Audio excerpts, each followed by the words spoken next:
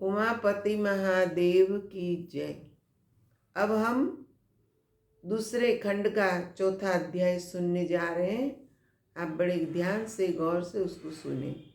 ब्रह्मा जी ने कहा, हे नारद, जिस समय कामदेव अपनी सेना को लेकर शिव जी के पास चला, उस समय संपूर्ण संसार पर कुछ ऐसा प्रभाव पड़ा कि सृष्टि के समस्त प्राणी बुद्धिहीन हो उसके वशीभूत हो गए।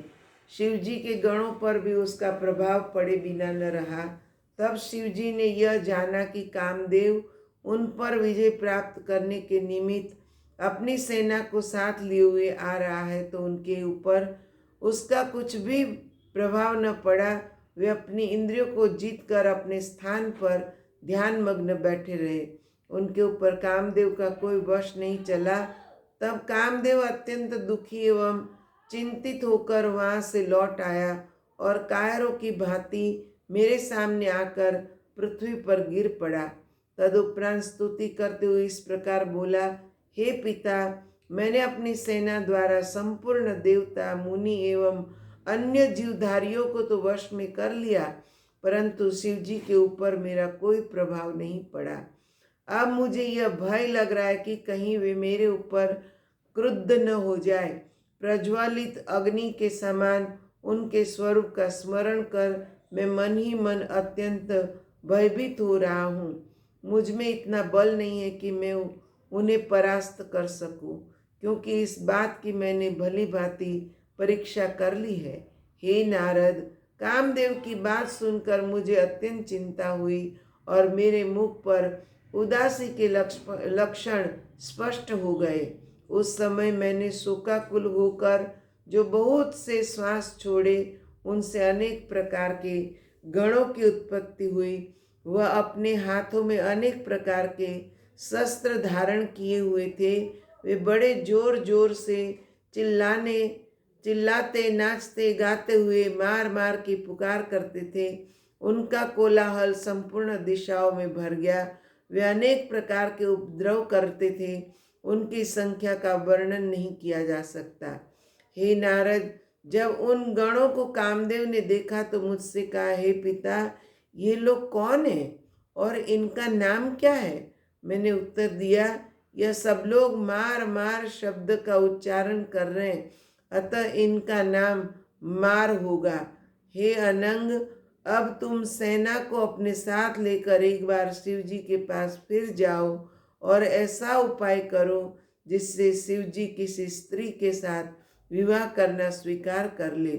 यह सुनकर कामदेव ने उत्तर दिया, हे पिता, पहले तो मेरा कुछ बस नहीं चला और अब भी कोई आशा नहीं है।